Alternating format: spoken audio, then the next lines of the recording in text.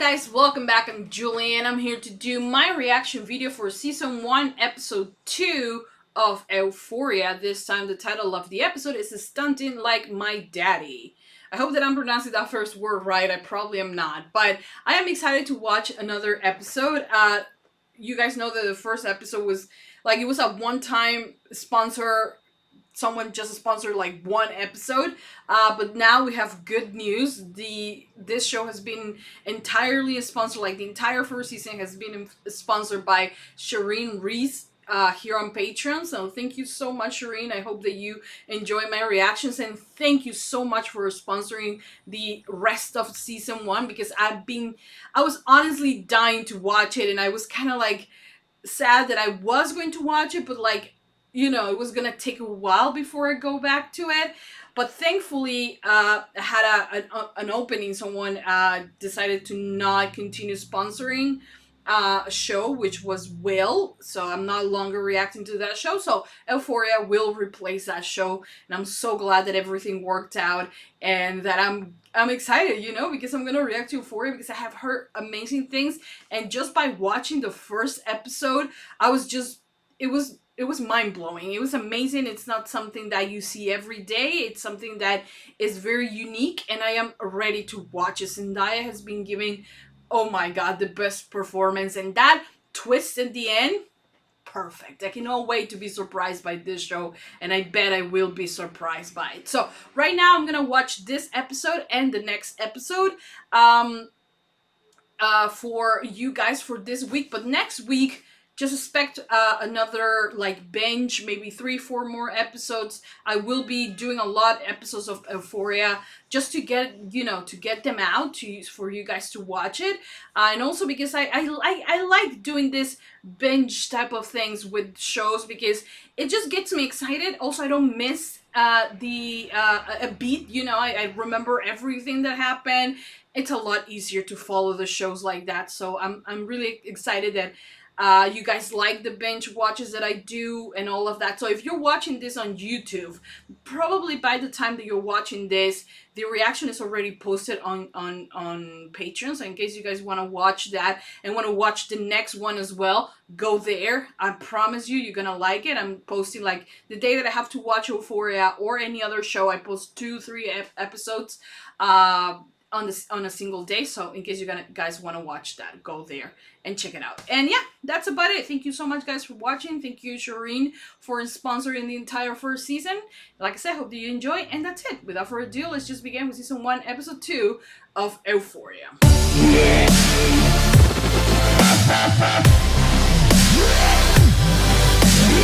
It was an elaborate code, one to ensure that no one fucked with his shit. Look like you figure it out. Okay, so he does that to everyone. So he knows exactly how it is. How it goes. Because he figured out his dad code.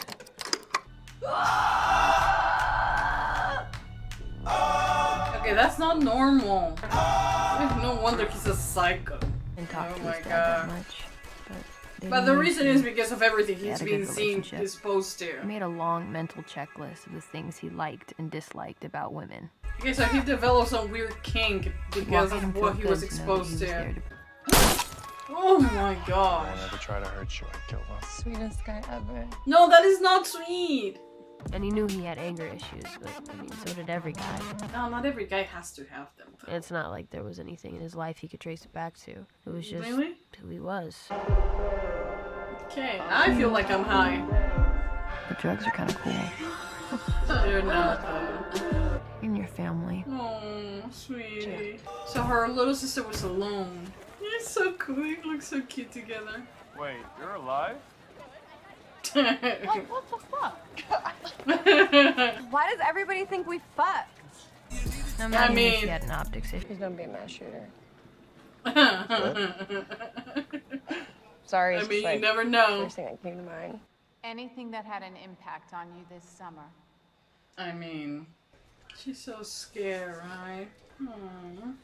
Tell us a specific memory.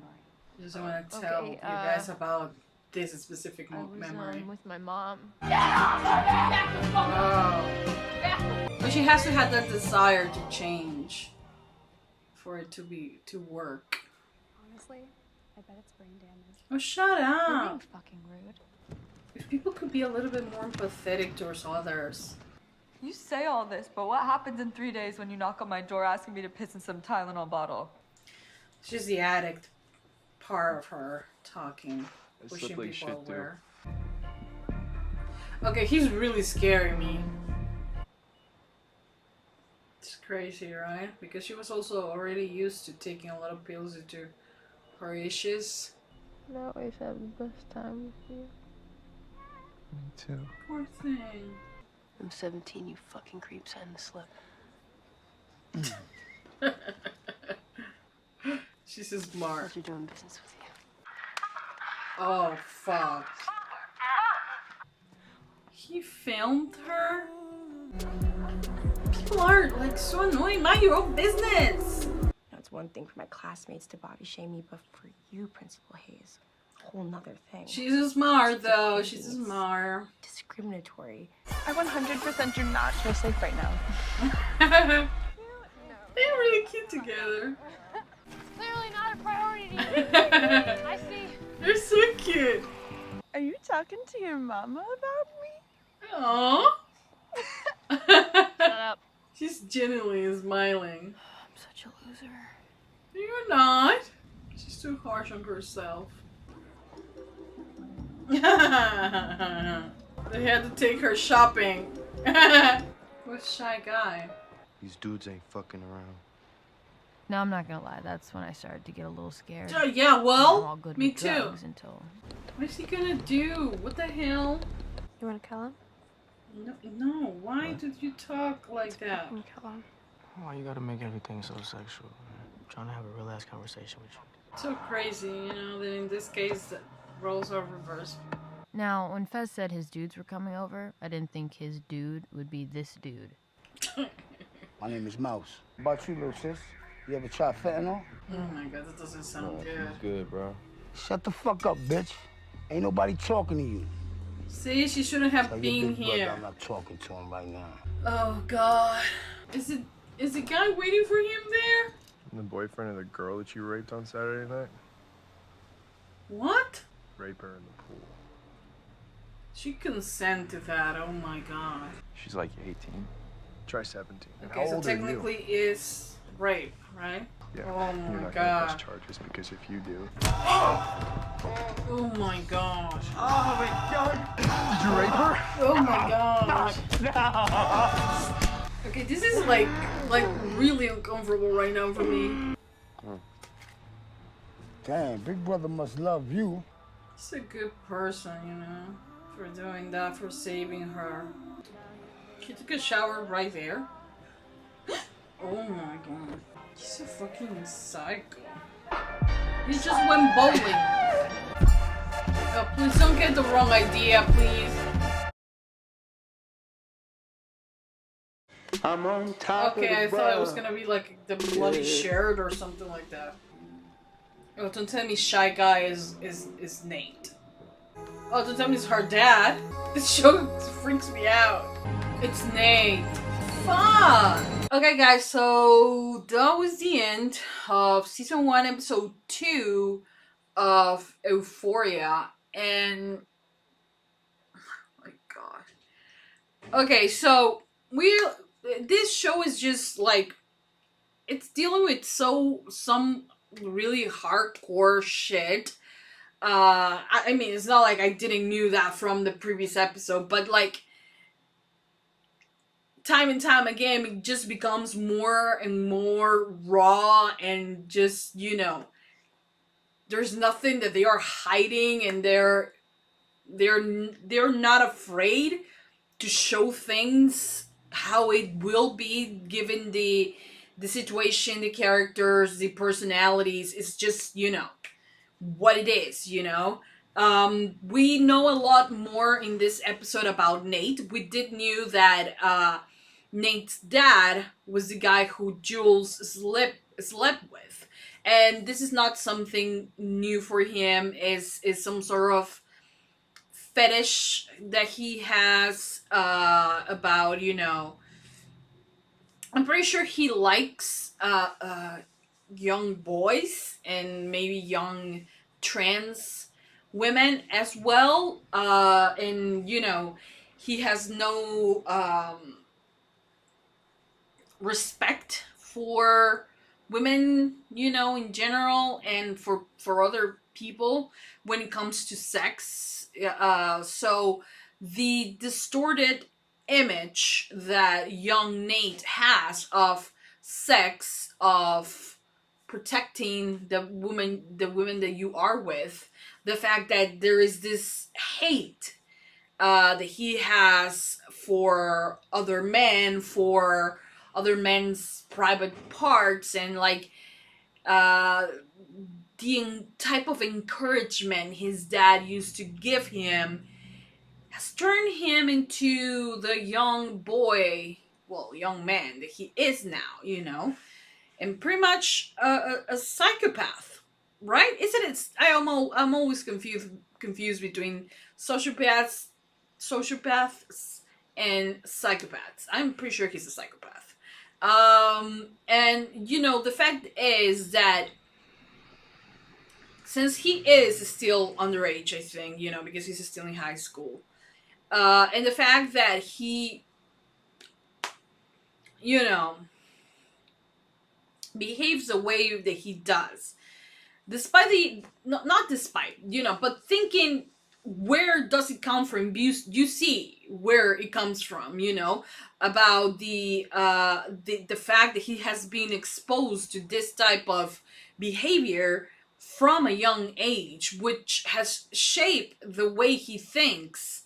It's really much more, it is, if you want to say it, you know, some type of abuse, you know, whether if the dad knows that Nate was watching the tapes. I feel like maybe he knew about it, you know. Whether if it's still something that he hasn't been able to explain, and someone hasn't been able to tell him that that is not right, that that is not something that he should have been exposed to, that if he has fears and if he's confused, he should be able to talk it out. The fact that he started, you know, started having anger and let it out in sports, and like doing weights and like training and things like that, which have been his coping mechanism, it really tells you, you know, that he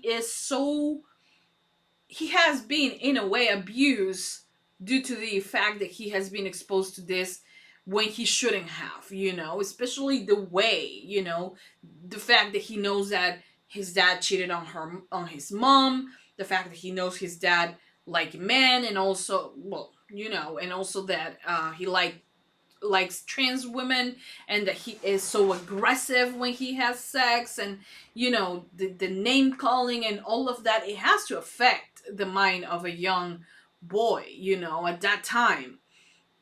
So he is very much the result of that. And I think that in this show and in every situation for all the characters, they are the result of a very troubled upbringing, you know, childhood. Last episode we dealt a lot more with Rue's problem, where it came from. In this episode as well, you know, well, the dad in this case, you know, Rue's dad, he was sick. It wasn't like he was really conscious of what could happen, you know.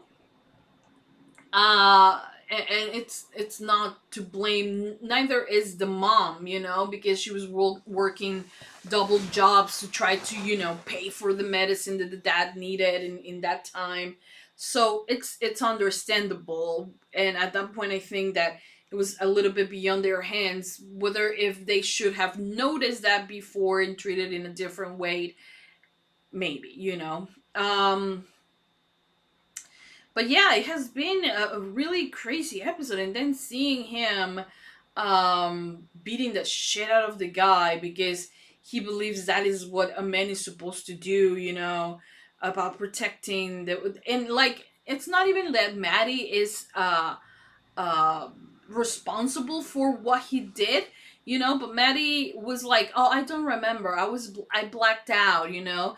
And he, in his mind, that is what he needed, the fuel that he needed to you know, go and beat the crap out of the guy, because he was like, well, uh you raped her, you know. He needed that incentive to do what he did, because he was already pissed about the fact that the guy slept with Maddie, you know, and he wanted to be the only one and blah blah blah. Uh, but it's just terrible, you know, and I don't blame Maddie, of course, for his actions, you know, even though if she kind of knew that that was going to be his response, maybe, but there are no signs that she actually knew about it, you know. So sorry, but yeah, it's kind of, oh my god, and it was so violent and like so full of like hate, and it was awful to see. And then you have McKay, you know, who, yeah, he might enjoy sex with his girlfriend now and all of that, but he also, it's not like that's all that he wants from Cassie. And then, you know, it's so crazy that some people think, oh, all I have to do is like have sex and be available, and that will be a good relationship, and that is what they're trying to do, because that is what Casey was trying to do. But in reality, you know, and then this other guy, so she feels like, oh, asking too much, that was wrong. And it wasn't, you know, it wasn't. And it wasn't wrong for him to say, you know what, it's not just about the sex, you know, it's about us having a connection, about us talking. And I really like McKay as well. He is, out of everyone, I think the most normal one there, you know, with having his issues and his things, you know. Yeah, I like him. I mean, so far, I don't know what they are capable of. And then you have Fess and Rue, and he did ask her to leave, and she was like, no, I want to stay, because she wanted her drugs and blah blah blah. And like, then she got herself in so much trouble. But something that it really, you know, like hit me in this in that part was the fact that she does pray to God, so she does believe in a superior force for whatever it is, you know. I do believe in God as well. I don't believe in the church and all of that, but the fact that she does believe in God, and she was asking, please don't let this the one thing that kills me, you know, kind of gives you something, you know. And sometimes, you know, she has to be willing to admit her problem and try to work it out. But I don't think she is going down that path, you know. And I think that, you know, with rehab, I think that they are not focusing in her actual problem that leads to the addiction, you know. And that is why maybe that is why she is so reluctant to stay clean, you know. Then seeing, you know, her little sister be so heartbroken when she found her, the fact that her mom wasn't there, the fact that then she sees her all happy and she doesn't know if to smile or to be mad or to be sad. It was hard to see, you know.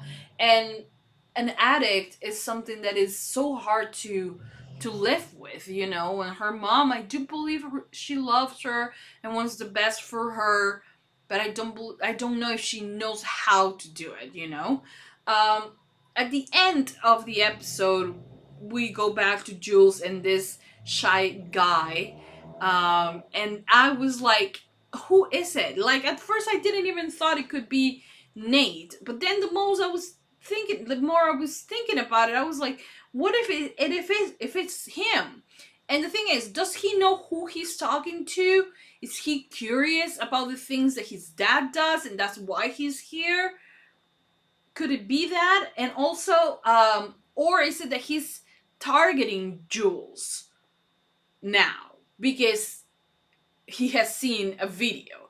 Because the dad seems like he keeps recording, so maybe he did record Jules as well, and Nate saw that it was Jules and he wants to get back at her.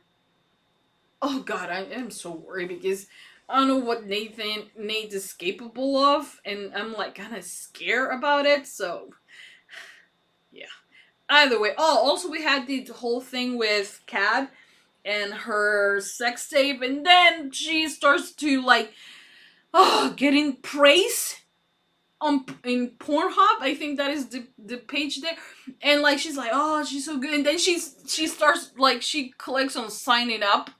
What is she gonna do? She like, no, I hope that, oh god, it's so it's so distortion the way now kids have, one, they have access to internet, and honestly, if I was a mother of a teenager, I think that watching porn is not such a big deal.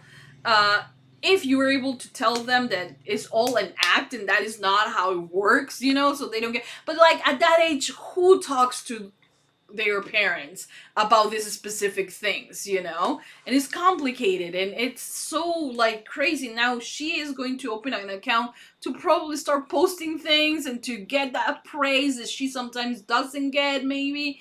And you know, we're in a world where we're measured by the amount of likes we get on an Instagram post, of how much views we get and all in our videos. And like, I might be guilty of that as well, but having grown up in a world where we are measured by that, you know, I am thankful that, and I'm lucky, I guess, that having grown in a world like that.